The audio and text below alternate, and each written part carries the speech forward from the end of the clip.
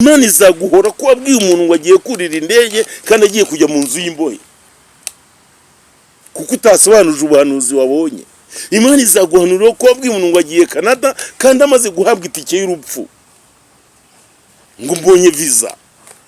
Imana itugirire neza, muhanura iby'ukuri, muhanura ibintu bizima, ni mukenyere bagabo b'abahanuzi, musenge cyane. Imana irashaka abahanuzi begera Imana basenge cyane. Imana irashaka abahanuzi b'abagore bajye mu nzu y'Imana basenge cyane. Nibareka amarangamutima bihanurira abantu ibyiza kuko bari kumwe basangiye koreshwaga n'Imana. Satani ntabwo ajya ava mu materaniro bene data, ni mubimenye ko mu materaniro Satani yinjiramo kuko abanyabinyoma bose umugabane wabo ni mu nyanja yaka umuriro n'amazuku.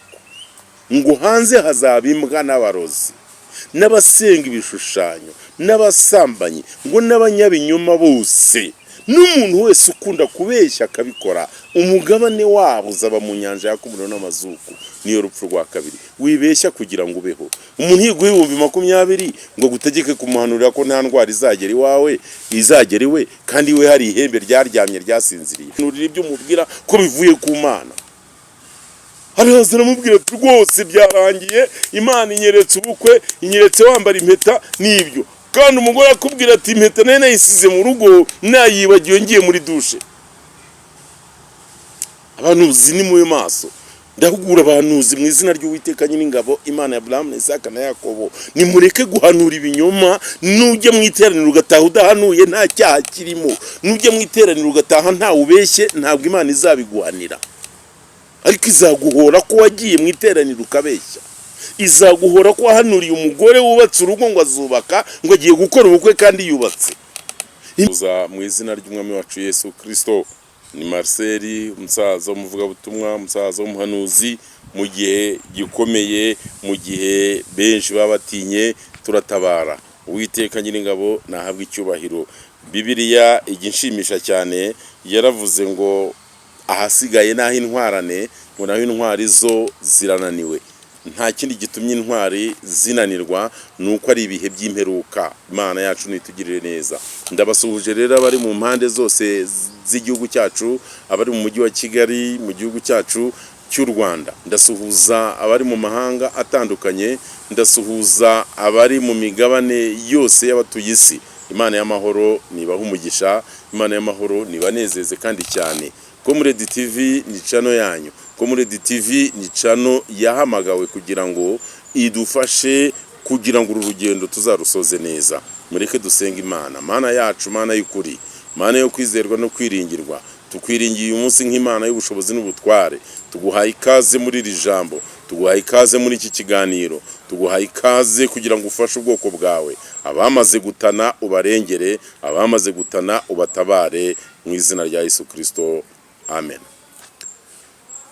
Imana yacu nishimwe cyane. Ikintu tugiye kuganiraho uyu munsi wa none kuri Comrade TV, ngarutse imbere yanyu kuri kamera za Comrade TV no kuri mikrofone zayo kugira ngo twongere tuganire mu byo tumaze iminsi tubona hano hanze.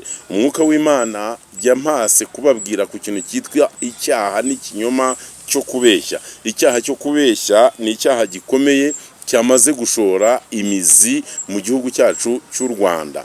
Icyaha cyo kubeshya kiragoye cyane. Munyamakuru, sinzi niba icyo cyaha ujye ucyumva cyangwa ujye ukibona cyangwa kijya kigukorerwa, ariko umenye ngo icyaha cyo kubeshya cyashinze imizi. Umwuka w'Imana yambwiye ku kintu cyitwa kubeshya. Kubeshya abantu babyoroheje kandi abantu bamaze kubigira business ya buri munsi. Mu byo bakora bakagira ikinyoma cyane. Ariko nabwiwe ku ijambo ryitwa kubeshya ngo mbese abantu barakibuka ko kubeshya inkozi z'ibibi n'ababeshya n'umuntu wese ukunda kubeshya akabikora atazaraga ubwami bw'Imana. Umuntu wese ukunda kubeshya akabikora yibuka ko atazaragwa ubwami bw'Imana. Umuntu akaba ari umukozi w'Imana, umuntu akaba akunda gukorera Imana, ntatinye kubeshya mu bintu agiye kubwira bene se, kandi abibona ko iryo teraniro agiye kubwira naribeshya riba rihuye n'ubuyobe bukomeye. Akaribeshya mu izina ry'Uwiteka, akarihanurira aribeshya. Abakozi b'Imana, Imana irashaka ko twihana kubeshya, twihana gushyushya inkuru. Ngo ariko abashyushya inkuru bakanasebanya bagakora ibizira byose ngo n'umuntu wese ukunda kubeshya ngo ariko umugabane wabo ni mu nyanja yaka umuriro n'amazuku. Ni ukuri mu bantu bazahanwa mu buryo bwose bufatika, kubeshya nabyo birimo. Kubeshya bimaze kuba ikintu cy'umuzi mu bantu benshi.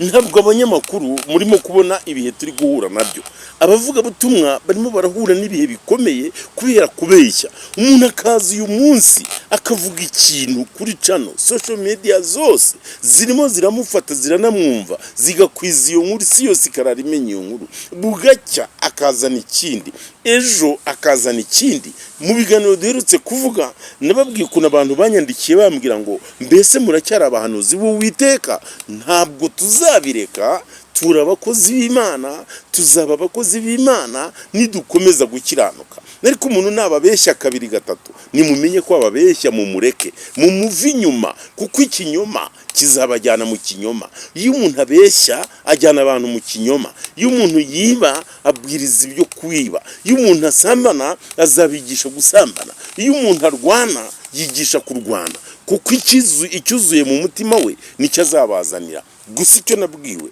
ni uguhana abantu kubeshya. Icyaha cyo kubeshya bakozi b'Imana mu gicikeho. Icyaha cyo guhimba ubuhamya ngo nakoze ibi, nabaye muri ibi, nanyuze aha, ari ukugira ngo wemeza ubwiriza. Kireka icyo kintu rwose ntabwo ari icyawe. Imana itugirire neza. Ikintu cyitwa kubeshya kimaze kugira umuzi ukomeye muri twebwe. Imana ikwiye gutabara abantu b'Imana barimo kubeshya, barimo gukora ibinyoma, barimo gukora ibiteye isoni babeshya. Umuntu akaza agatinyuka akinjira kuri social media akavuga ngo Marcel namubonyeho iki, Marcel muziho iki, Marcel yakoze iki, runaka yakoze iki, umuvuga butumwa runaka yakoze iki, runaka yakoze iki, runaka wenda hazi, runaka twarareranywe kandi nta n'ahantu muziranye n'uwo muntu, runaka twarabanye kandi nta hantu mwigeze mubana. Abantu benshi barimo guta bagenzi babo mu mutego. Social media zadutse ibinyoma byinshi. Umuntu akaza akavugira mugenzi we kubera ko hari ikintu yamuhaye.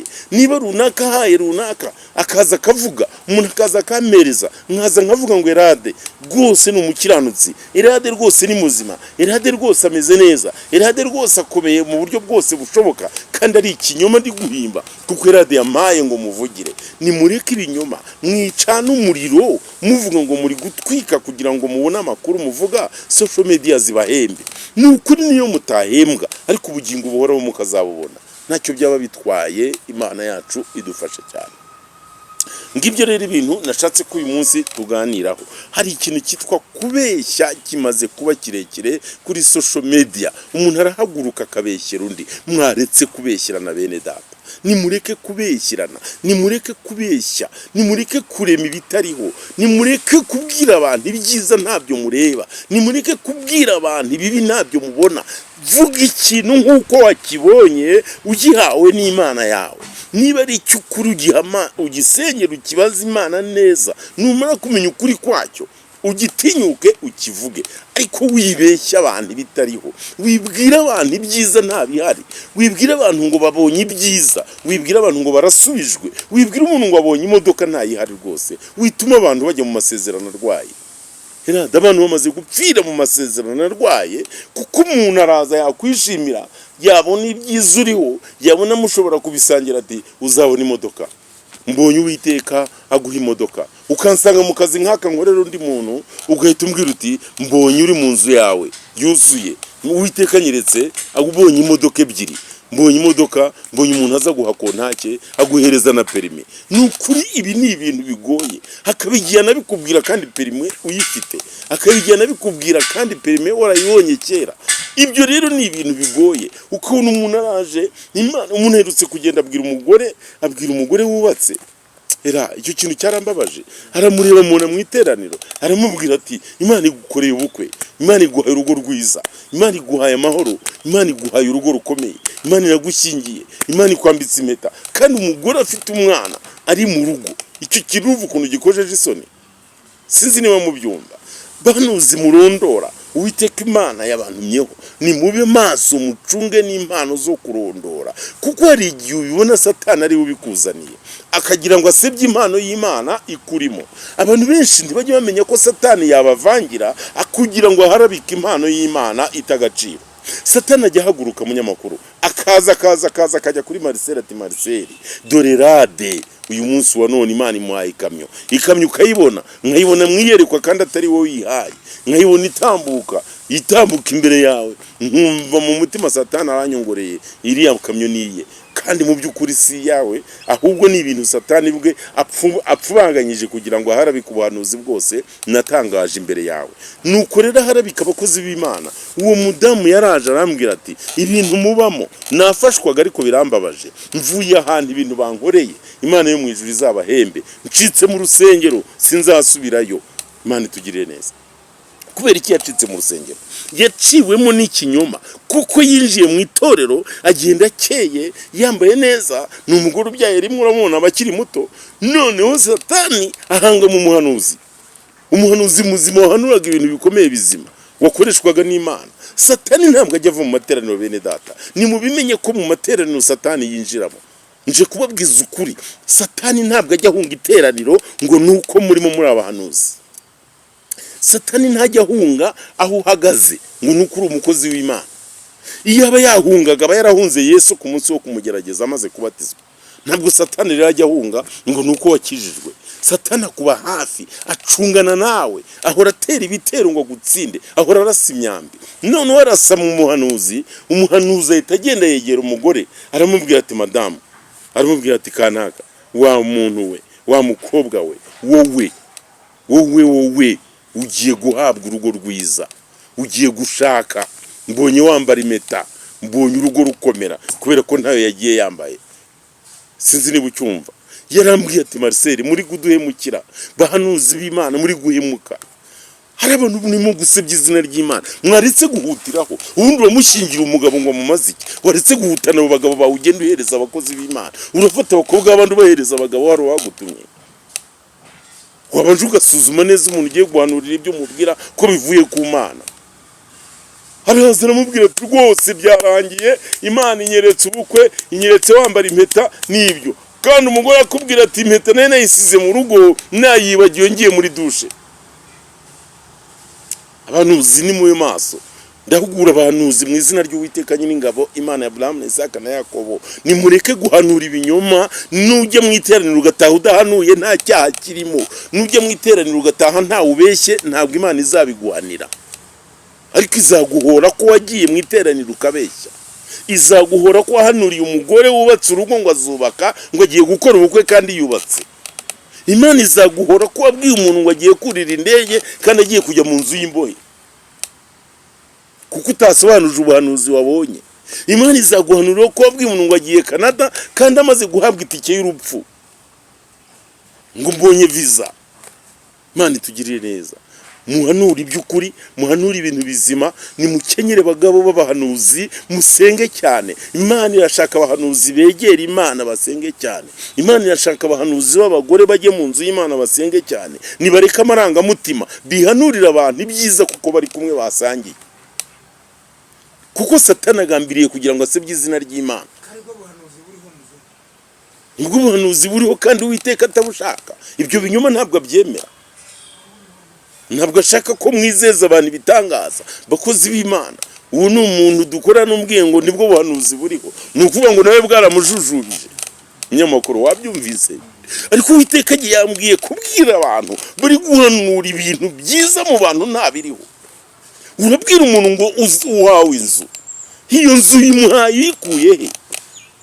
Niyihe credit byibure ya banke umubone yagiye kubakamo iyo nzu? Ese iyo nzu ivuye mu kihe gitangaza? Yananiwe gukizwa, yananiwe gukiranuka, yananiwe kwihana, yananiwe kwirinda, aririrwa mu byaha. Umuntu ni maraya acinjira mu nzu y'Imana, wisumubwira ngo ahawe inzu. Yaje uwo munsi muriye mu muhanda ngo uhawe inzu n'urugo rukomeye. Ni umugore ushaje mu rugo, yararongorwa buri munsi, afite urugo byaye kane, uri buramushyingira, ugiye kumwambika impeta ni ya kangahe? Muhanuzi werekwa. hishurirwa neza usenga Imana icyo Imana ikubwiye we guhutiraho. Bibiliya iratubwira n'umuririmbyi yaratubwiye ngo icyo wumvise cyose wihutiraho, ibyo ukora byose wihutiraho, banza usenge usobanuze ubutumwa uhawe aho bukomotse bene data. Imana itugirire neza cyane. Mureke gukwirakwiza ibihuha, mureke kubeshya, mureke gutanga ubutumwa burwaye. Mwibwira abantu ngo bazaba mu mazu meza kandi bagiye mu ijuru. Nibezwe ahubwo bajye mu ijuru. Ndibuka umukozi w'Imana umwe Imana yigeze kuntumaho yenda gupfa. Yaburaga umwaka umwe ngo yitabe Imana kandi yarapfuye yaratashye rate.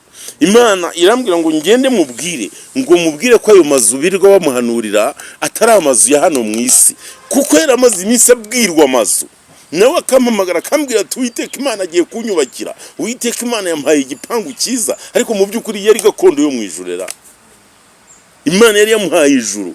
Irambwira ngo mubwire, ndagenda namubwira nti mwene data wikiringira amazu, wikiringira mu isi, wimbwira ngo ningusengera ushake fiance. Yari umusore mwiza, wishaka fiance kuko ntawe uhari, kuko Imana yambwiye ko urugendo rwawe rusoje. Ahubwo ayo mazu urimo kubona, icyo gipangu wabonye, ubwiza bw'ayo mazu budasanzwe, ni gakondo yo mu ijuru ugiye guturamo mwene data. Niko byamugendekeye yaratashye. Ariko mu byo yari yarahanuriwe yabwirwaga ko agiye kwimuka. Umuhanuzi wabonye ko agiye gutura muri gakondo mu mazu meza, yarazi ko ari amazu yo mu isi. Ariko twaraganiriye, ndamuganiriza ndamusobanurira, ngiye kumva numva mu minsi mike yitabye Imana. Ariko we aza kunsura yarambwiye ati nk'umukozi w'Imana nk'umuhanuzi, nsengera Imana impumugeni kuko bambwiye ko ngiye kubona amazu. Yarambwiye ati ngiye kubona amazu, Imana impaye amazu meza, nsengera. Nsenga Imana ndayibaza. Bukeye nibwo yambwiye ati ntabwo ari amazu ya hano mu isi, mubwire ko urugendo rwe rurangiye agiye gutaha. Narabimubwiye, bukeye aritahira. Niyo mpamvu rero bahanuzi bahanura mu izina ry'Uwiteka, bahanura mu izina ryanyu bwite. Nimurebe niba muhanuye mu izina ry'Uwiteka cyangwa niba ari izina ryanyu bwite, cyangwa niba mubaye ibikoresho bya Satani. Bwira umuntu ikintu ubona ko kiriho. Wishingira umuntu kabiri ngo Mana mbonye Imana igukorera ubukwe kandi afite urugo. Wibwira umuntu kabiri ngo mbonye ubyara, ngo mbonye uruhinja kandi afite urundi ahetse. Yarusize gusa kubonye ko ari agakumi ngo ubwo kabaye. Ubuhanuzi mu bugenzure, nimuganiriza abantu iby'ukuri, nimuganiriza abantu ibyiza. Mwibwira abantu ngo biraryoshye, mwibwira abantu ngo nta mahoro, kandi Uwiteka avuga ngo mu isi nta mahoro hasigaye, nohereje ingabo z'Abakaludaya. Ukabwira abantu ngo turanezerewe, tuzarya tunywe turyame, tuzishima imyaka y'ubuzima bwacu bwose, Yesu azarinda agaruka. Wibibeshya abantu, kuko Yesu avuga ko nta mahoro ari mu isi, kandi avuga ko kugeza uyu munsi amahoro yakuwe mu isi, kandi avuga ko intambara zitwugarije, kandi avuga ko intambara zizakwira henshi mu isi. Niyo mpamvu adusaba gusenga no kuba maso, kuko habayeho ibihe byo kugeragezwa. Wibwira umuntu umwero w'ibishyimbo kandi nta biriho. Wibwira umuntu ikitari cyo. Nimureke kubeshya. Rwose Imana irimo kudusaba kwirinda ikinyoma. Bahanuzi muhanurira Imana, muhanura mu izina ry'Uwiteka. Imana yo mu ijuru nibaho umugisha kandi bashoboze. Icyo nabwiye kubabwira no kwirinda kubeshya. Mwikoroshya ibintu, muri gushyeshyenga abantu. Nimureke gushyeshyenga abantu, nimureke kubwira abantu viza kandi ntayihari. Wibwira umuntu viza kandi Imana imusaba kwezwa ngo atahe. Wibwira umuntu kujya mu mahanga kandi agiye kujya mu nzu y'imbohe, ngo yiringire ngo agiye muri Amerika kandi agiye kujya imageragere. Nimusenga Imana, mubwiza abantu kuri. Nimusenga Imana, mwishurire abantu kuko uri guhagaze. Musenga Imana, muvugisha ukuri mutaryarya kandi mubikuye ku mutima. Imana y'amahoro ibaho umugisha. Nimureke ikinyoma mu buhanuzi, kuko abanyabinyoma bose umugabane wabo ni mu nyanja yaka umuriro n'amazuku.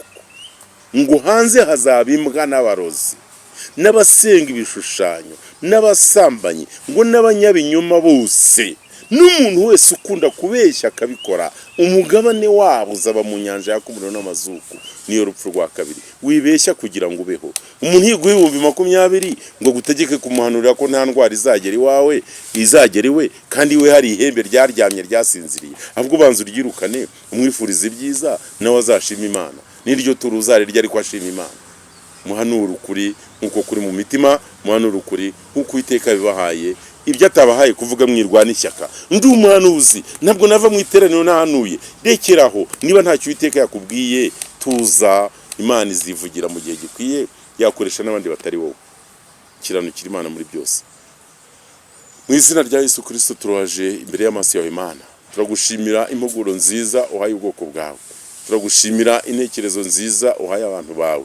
Turagushimira ijambo ryawe riba ritambutse mu kanwa kacu, rikoreshe rizagira umumaro ku bazaryumva. Icyubahiro n'ikibi cyawe none n'iteka ryose, mu izina rya Yesu Kristo umucunguzi wacu. Amen.